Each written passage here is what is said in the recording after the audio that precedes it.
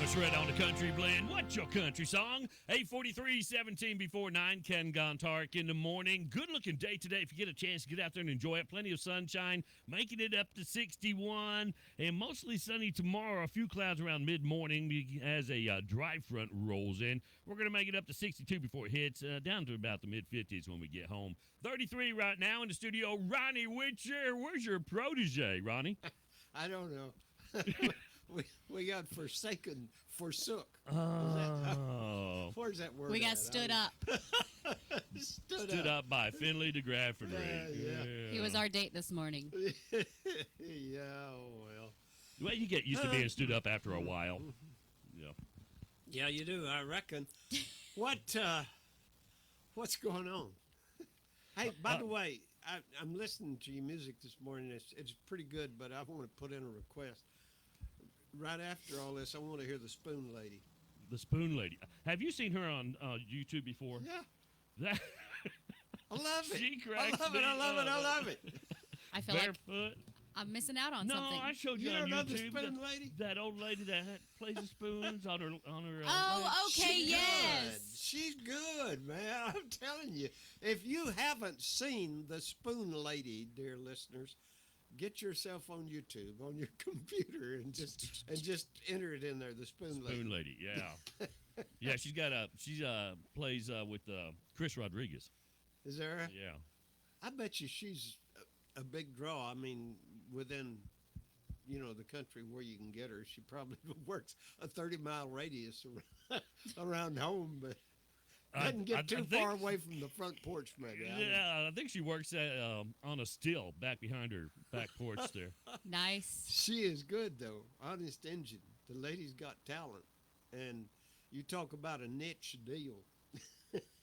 Oh, she's got it, yeah. You can't get any smaller a niche than playing spoons. No, you probably won't see her at the Opry House anytime soon, but you look it up, Spoon Lady YouTube. You'll love it. You know who used to play the spoons? Who's that? Our state representative, Leighton Black.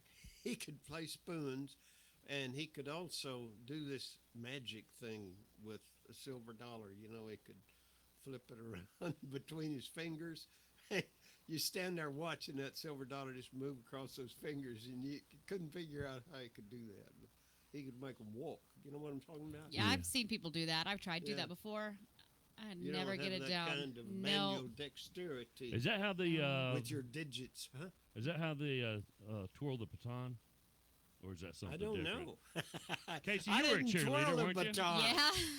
Yeah. Did you twirl a baton? I did not twirl a baton. She I got wasn't thrown allowed in the air. She was not allowed to carry anything.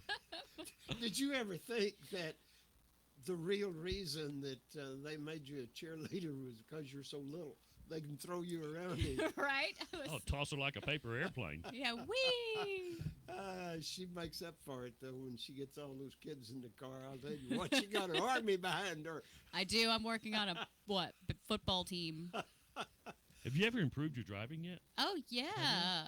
I don't know if Ronnie heard the story about you failing your driving test 4 times. 4 times. She started at 16, got her license at 21. I was a pro by then. You know what? True story. True story. When I was a kid, you could get a driver's license at 14. Yeah, well, that was the middle age back then. No. As I was coming up through the years and wanting my driver's license and everything, and I about to turn 14, I guess it was.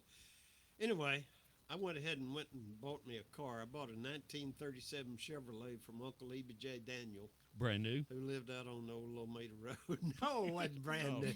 Anyway, it cost me $100, and I worked hard for that $100. But anyway, I bought me a car, and I was ready to go, as soon as I was about to turn old enough to get my driver's license. And right before I was 14 and could have got it, all the other kids in my grade, I have an August birthday, all the other kids in my grade were already 14 and had their driver's license and everything. Anyway, they changed the law. Oh. They raised it up to 16. I see that. Dadgummit, I already had a car and everything. Oh, right when you got it? When you were about to get it, they changed When it? I was about to get it, yeah, they bumped it up 2 years. Well, that's why they Wow. changed it. Wise I drove decision. without a license for 2 years. Though. Oh. I promise you, they can't get me for it. Yeah, but now. they had what? They had one county sheriff. Well, not really. We had a Not really. constable, a night watchman, but you didn't have to worry about him during the day. I can't He only imagine. worked at night.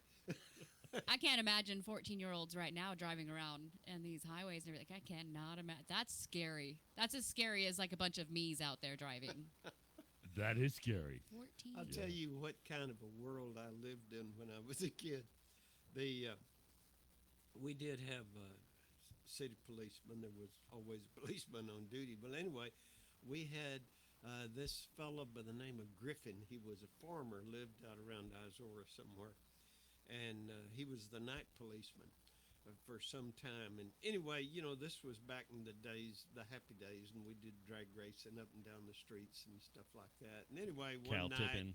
I was kind of involved in something like that, and I saw a red light come on, two cars, and I went one way and the other car went the other way, and we got away, I ran home, put the car in the garage, and ran inside and got in bed real quick. That's that Witcher boy. Then yeah, it's that Witcher boy. The problem is, the next night after that, I had a date, and went to the Leroy Theater downtown, parked my car outside, and me and my date got out of the movie and went back to the car, and the police car was sitting right next to it. And Mr. Griffin was sitting there, and he said, "I guess you know what I want, don't you, boy?" "Yes, sir." Piece of I your think hide. so. It was that kind of world. No. What was the population He didn't back give then? me a ticket, but he did the worst thing because He told the you police folks. and those. Yeah, he told my mama. Oh. She burned your butt? Yeah, Yeah. Yeah. yeah. Go get a twig. Go get a twig. What a world we What was lived it? in. What was the population back then? Of the city here in Lampasas. 3,000, I think. Really? That big? Yeah. No. Well, Yeah. Yeah. I didn't see that answer coming. I'm thinking like, But if- yeah, it was a 12, Right?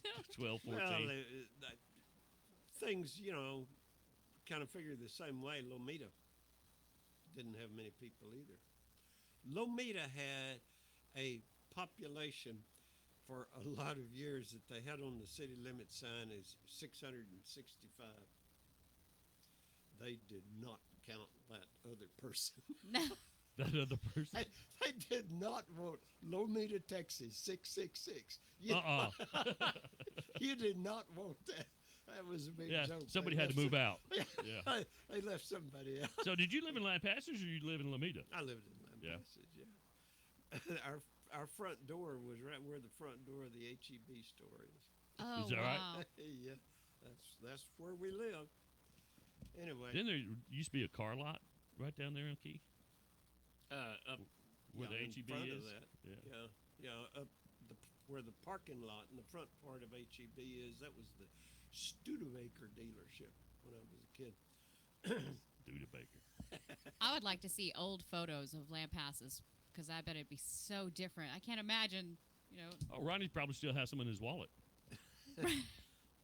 Anyway, ba-da-da-da-da-da. Carry on. You got the spoon lady on? Oh, yeah. Yeah. Coming up. It's a. There she comes. You're gonna love it. Man, Yeah. I love it. You get a chance to pull it up YouTube. Spoon Lady, that's all you have to do. Check her out. And if she's taking tax-deductible donations for shoes as well, if you can help her out there. Poor thing. It's 8:52, 8 before 9 o'clock. Chris Rodriguez, Angels in Heaven with Spoon Lady. 1019, good morning.